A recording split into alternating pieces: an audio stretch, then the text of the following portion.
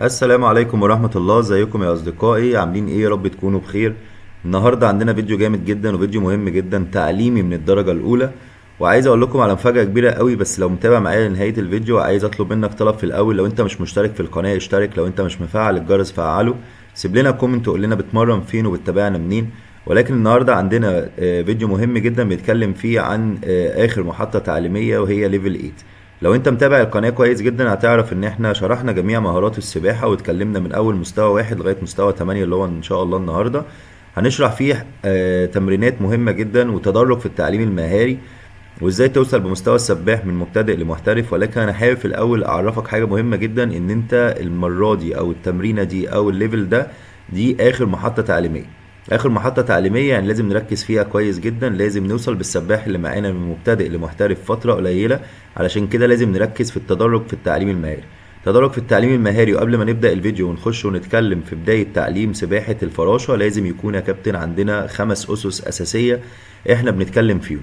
الخمس أسس وهي ازاي أعلم مهارة داخل الماء.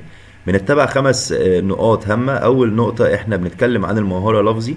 تاني نقطة احنا بنبدأ ندي نموذج عملي للسباح. تالت مهارة احنا او تالت نقطة احنا بنخلي السباح هو اللي يأدي بنفسه. رابع حاجة ودي مهمة جدا ان احنا بنبدأ نصحح الأخطاء للسباح اللي أدى النموذج بنفسه. خامس حاجة ودي آخر محطة في التعليم ان احنا بنثبت المهارة للمتدرب اللي معانا، وبنخليه يوصل لحاجة اسمها آلية الحركة. يعني بنأكد على المهارة مرة واتنين وتلاتة، بندي مسافات قصيرة تكرارات كتير. ويلا بينا عشان نبدأ الفيديو. بسم الله الرحمن الرحيم. النهارده هنتكلم عن مستوى 8 ليفل 8. مستوى 8 او ليفل 8 ده مستوى سهل جدا وبسيط جدا، ولكن لازم نتبع الخطوات التعليمية في التدرج في التعليم المهاري عشان توصل بمستوى السباح اللي معاك من مستوى مبتدئ الى مستوى محترف في اقل فترة. سباحة الفراشة مش مجرد سباحة، ده فن وقوة وتنسيق وإيقاع واحد لو اتكسر السباح يضيع. في الفيديو ده هنتكلم عن كل حاجة تخص الفراشة من الأساسيات لحد أسرار الاحتراف. خليك معايا وهتفهم ليه الفراشة تعتبر أصعب وأجمل السباحات. يعني إيه أصلا سباحة الفراشة؟ بدأت كنسخة مطورة من سباحة الصدر، اتسمت الفراشة بسبب حركة الدراعات اللي بتكون فوق المية اللي مفيهاش ثنايات شبه جناح الفراشة. هي أصعب سباحة من ناحية القوة والتنسيق والتحمل، ولكن أمتع سباحة لو أنت وصلت للمستوى الاحترافية. لو السباح اتقن العومة فعلا هيحس ان هي دي افضل عومة، وهي دي فعلا اللي بتنحت جسم السباح وبتخليه فعلا جسمه مفرود. اساس الحركة زمان عايز اكلمكم عن سباحة الفراشة في الاول. ان عومة الفراشة كانت بتتعمل دراعات فراشة، ولكن مش وسط دولفين، كانت بتتعمل دراعات فراشة مع رجلين بريست. اتطورت المهارة ووصلنا لأفضل تدرج في التعليم المهاري وأفضل تكنيك علشان يقلل مقاومة الجسم مع المية. خلينا رجلين البريست مع دراعات البريست، وخلينا رجلين الدولفين مع دراعات الفراشة. وصلنا للانسيابية داخل المية بشكل كبير قوي، وطورنا منها لغاية لما وصلنا لأفضل تايم، والتايم بتاعها قرب من الثلاث سباحات التنافسية. الفراشة يعني ايه؟ يعني جسم واحد بيشتغل كأنه دولفين. اللي الرجلين اللي ورا بتكون مقفولة، الدراعات بتكون مفرودة. وهنقول احنا النهاردة مش بنتكلم على العومة، ولكن احنا بنتكلم على كل تفصيلة في العوم. كل تفصيلة في العوم، من اول الدراعات، من اول الراس، من اول الجذع لغاية الرجلين. ازاي يكون عندك توافق، وازاي يكون عندك انسيابية، وازاي توصل بمستوى اللي معاك من مبتدئ لمحترف. حتى لو انت مدرب سباحة مستوى الفراشة عندك انت بتعومها بشكل ضعيف، هنطورها مع بعض وهنوصلك لافضل ان شاء الله نتيجة او افضل تكنيك. مهم جدا يا كابتن في سباحة الفراشة ان انت تكون يعني فاهم يعني ايه مية، فاهم ايه اللي بيطلعك لقدام وايه اللي بيرجعك لورا، ايه اللي بيخليك تطلع فوق المية وايه اللي بيخليك تطلع في الاتجاه المعاكس لحركة الشدة. طيب في نقطة مهمة جدا برضه يا كابتن عايز اكلمك فيها، ان احنا مهارة الفراشة زي بالظبط سباحة البريست بنقسمها على 3 حركات. ما ينفعش ادي دريلات في الاول غير لما السباح يفهم يعني ايه شدة، يفهم يعني ايه رجوع، يفهم يعني ايه وسط. مهم جدا يا بطل ان احنا نقسم المهارات دي ونعلم كل مهارة لوحدها، وكل مهارة تاخد منك سيشن 2 3 ايا كان. ولكن ما ينفعش تنقل على المهارة اللي بعديها غير لما فعلا السباح يتقن المهارة او الحركة اللي هو بيتعلمها. طيب المهارة الاولى دي برضو مهمة وسهلة جدا، وهي دي المترتب عليها جميع المهارات القادمة. ان انا ازاي ابدأ سباحة الفراشة. رقم واحد انا بشتغل عليه في كل العومات، ان انا ببدأ اشغل السباح على تعليم الرجلين قبل الدراعات. ليه الرجلين قبل الدراعات؟ علشان الرجلين بتكون حركتها صعبة شوية، محتاجة تركيز اكتر. لو ومعظم العومات بتكون معتمدة على الرجلين اكتر من الدراعات. فمهم جدا ان انا في الحرة بعلم ضربات رجلين الحرة، في في الباك بعلم رجلين الباك، في البريست نفس الكلام بعلم رجلين البريست، وفي سباحة الدولفين انا برضو نفس الكلام بعلم رجلين الدولفين الاول اللي هو وسط الدولفين. بنعلم السباح يعني ايه وسط دولفين جوه الميه، يعني ايه وسط دولفين بره الميه، يعني ايه وسط دولفين على وش الميه. الحركه بتيجي مسلسله من اول فين، بتبتدي فين وبتنتهي لغايه فين. مهم جدا يا كابتن ان انا ادي دريلات كتيره قوي قوي قوي قوي على الوسط. وخد بالك ان انا اتكيت على كلمه قوي علشان فعلا السباحه من غير الوسط او من غير الرجلين القويه القويه المنظمه عمر السباح ما هيوصل معاك لمستوى الاحترافيه. يبقى مطلوب مننا يا بطل ان احنا نشتغل على رجلين الدولفين دي بقدر الامكان دريلات كتيره قوي او وقت كتير قوي لغايه لما يوصل السباح ان هو يعني فاهم جدا يعني ايه حركه رجلين دولفين، فاهم يعني ايه حركه رجلين دولفين ويعني ايه وسط دولفين. الحركه بتبدا من اول الصدر مسلسله الى لما توصل لغايه اطراف الاصابع القدم. اول حاجه انا بعملها انا وانا جسمي مفروض على الميه، انا بطلع بظهري بره الميه، بحاول اطلع بظهري بره الميه الجزء الخلفي في الظهر او اللي تحت الراس بحاجه بسيطه، بطلع بيه بره الميه وابدا ادوس بصدري على الميه، ما بغرقش، ببقى مركز ان انا عايم على وش الميه. وبعد كده الحركه بتيجي مسلسله، بعد ما بضغط بصدري على الميه برجع ظهري تاني على مستوى الميه وبكمل باقي الحركه ان وسطي بيعلى، بعد كده وسطي بيخش جوه الميه، بعد كده رجليا بتدوس على طرف الميه. طيب في وسط الدولفين في نقطة مهمة جدا وفنية جدا، ان الرجلين بتكون الدوسة بتاعتها خارج الماء ولا داخل الماء.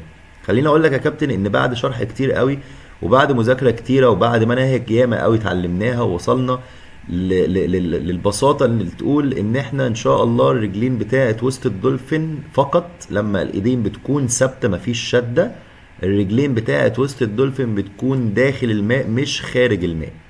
اما الرجلين اللي بتكون خارج الماء دي هنشرحها مع الشدة فيما بعد.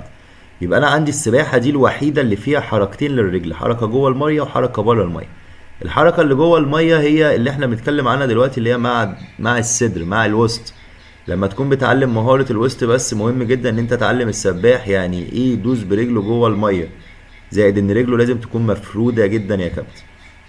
هندي دريلات كتيرة قوي على السايد ستروك، هندي دريلات كتيرة قوي على الفرونت ستروك، هندي دريلات كتيرة قوي على الباك ستروك واحنا بنشتغل على وسط الدولفين او مهارة وسط الدولفين. مهم جدا يا بطل ان احنا نشتغل عليها كتير لغاية لما السباح يوصل لمرحلة الاحترافية. اهم حاجة ثبتنا عند السباح يعني ايه وسط دولفين، يعني ايه بدوس بصدري جوه المية علشان اخد شكل الدولفين واتحرك. مهم جدا يا كابتن ان انا اثبت المهارة دي وابدأ اخش على المهارة التانية وهي حركة الشدة. الشدة جوه المية دي والله العظيم يا شباب من اهم الحركات اللي بتفرق من سباح لسباح عشان توصل بيه لمرحلة الاحترافية. طيب اول حركة احنا بنتعلمها دلوقتي هي الشدة، ان بنخلي السباح ينزل جوه المية يعمل ستريم لاين كيك دولفين جوه المية وهو محافظ على منسوب وضع جسمه داخل المية، في منسوب مية فوق جسمه هو ما بيتخطاهوش، بنسيب مثلا على الاقل 20 سنتي. السباح بيبقى ماشي جوه الميه من بعد الزقه او الكيك دولفين ايده الاتنين 11 بيبدا يشد الميه باتجاه عكس عشان يطلع لقدام وبيثبت ايده عند الميه وبيخلي جسمه يعمل حركه زي حركه الاقلاع او التيك اوف بتاع الطياره، بيطلع على وش الميه. دي المهاره رقم واحد مهمه جدا جدا جدا يا كابتن، ان احنا نراجع المهاره دي ونشتغل عليها كتير ونكررها ياما لغايه لما نوصل بمستوى السباح للمستوى المحترف. ان هو فعلا بينزل جوه الميه الشده مش بتطلعه لقدام ولكن هي بتطلعه لقدام لفوق. اول ما السباح بيعمل الحركه دي وبيعملها بشكل كويس بنبدا ان احنا نفهم السباح يعني ايه ريكفري او يعني ايه رجوع شكل الايد بره الميه اللي احنا شايفينه في الصور ده. السباح اتعلم المهاره الاولى الشده، هنعلمه المهاره الثانيه اللي هي الرجوع، هنعلمه المهاره الثالثه اللي هي الدخول تاني في الميه اللي هو وسط الدولفين مش على وش الميه. عايز اقول لكم على معلومه مهمه جدا جدا جدا ان البادي بوزيشن في الاربع عومات مهم جدا يا بطل. البادي بوزيشن في سباحه الدولفين فيه ان واوت. يعني ايه ان واوت يا كابتن؟ يعني في دخول جوه الميه وخروج جوه الميه، لان احنا هنلاقي ان العومه متسميه دولفين على الدولفين. الدولفين بيعوم طالع نازل مش بيعوم زي السمكه في اتجاه مستقيم، ولكن الرسم البياني بتاع الدولفين هتلاقي فيه زجزاج، فيه دخول جوه الميه وفيه طلوع بره الميه. مهم جدا برضو يا كابتن نركز ان احنا في بداية التعليم مش محتاجين قوة، مش محتاجين سرعة، مش محتاجين مسافة، ان احنا كل اللي محتاجينه هو مسار حركة صح. بنكمل مع السباح لغاية لما يفهم يعني ايه شدة، يعني ايه رجوع، يعني ايه دخول تاني جوه الميه؟ دي عبارة عن مجموعة يا كابتن. المجموعة دي مكونة من 3 حركات، واحنا بنكرر المجموعة دي تاني، مجموعة مع مجموعة مع مجموعة، تلاقي العومة بتاعتك اتظبطت.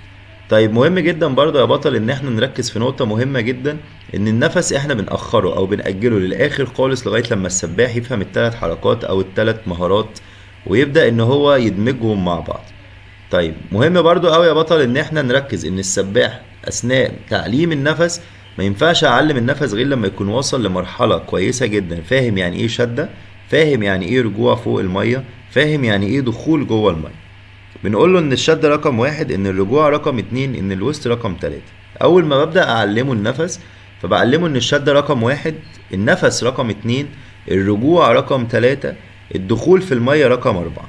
مش لازم اخد نفس كتير او كل كاتش نفس، لان طبعا النفس بيعطل في جميع العومات، ولكن مهم جدا ان انا اعلمه ان النفس ممكن اخده كل كاتشين او كل 3 كاتشات او كل 5 كاتشات على حسب قوة التحمل بتاع السباح. كل ما تقلل النفس في بداية التعليم مهم جدا علشان تحافظ على تكنيك الحركة. طيب في نقطة مهمة جدا عايزين برضو نتكلم فيها ونأكد عليها، ان الدريلات او العوامل المساعدة بتكون هدف اساسي في تعليم سباحة الدولفين والارتقاء بيها والوصول بيها لمرحلة الاحترافية. يعني ايه الكلام ده يا كابتن؟ يعني انا ممكن اطلب من السباحين اللي معايا ان هم نستعين بأداة مساعدة زي زعانف الدق، بتدينا قوة وبتدينا مرونة وبتدينا دفعة كويسة قوي في ان احنا بتسهل علينا في ان احنا نتعلم مهارات مستوى 8.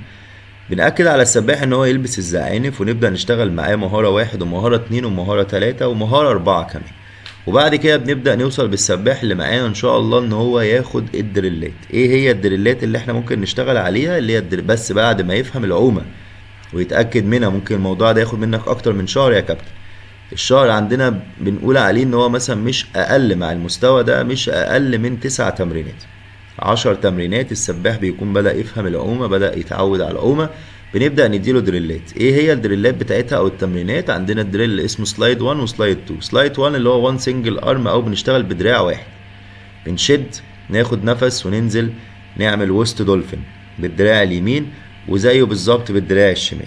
طيب في نقطة اتكلمنا عنها في بداية التعليم وقلنا ان احنا عندنا ضربتين رجل، ضربة صغرى وضربة كبرى، او ضربة قوية وضربة ضعيفة، او ضربة علوية وضربة سفلية، ضربة فوق المية وضربة جوه المية. الضربة اللي مع الشدة دي يا بطل بتكون فوق المية، ان وانا بشد بدوس على المية برجليا بره المية.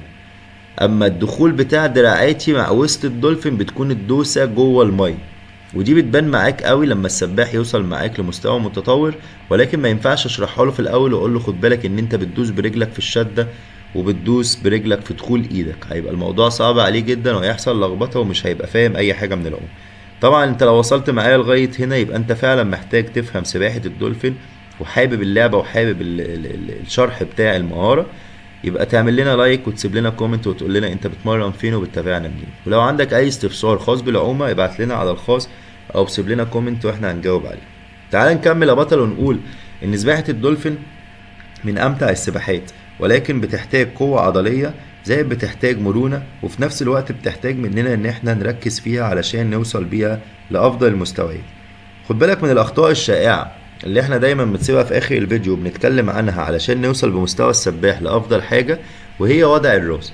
وضع الراس، النفس، المفروض ان في ناس كتيرة قوي بتقول ان النفس من الامام. لا، في سباحة الدولفين او سباحة الحرة وفي سباحة البريست وضع الراس ثابت زي بالظبط الباك. وضع الراس بيكون قريب من الصدر وبيكون ثابت يا بطل، وبياخد النفس من قدام مش من الامام.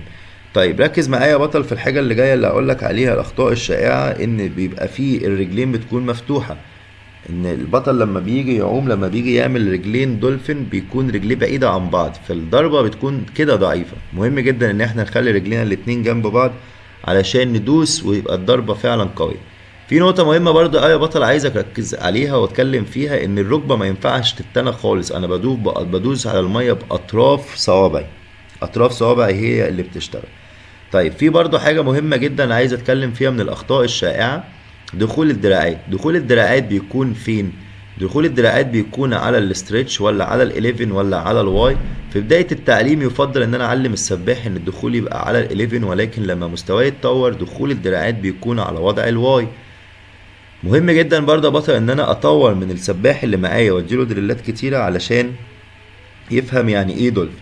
الدراع الويست دولفين مهم قوي ان انا اشتغل مع السباح اللي معايا، كاتش يمين بنفس، كاتش شمال بنفس، كاتش يمين بنفس، كاتش شمال بنفس، كاتش كامل مع السلايد. في عندنا دريل مهم جدا اسمه سلايد 1، في دريل مهم جدا اسمه سلايد 2، ده ليه تمريناته وده ليه تمريناته.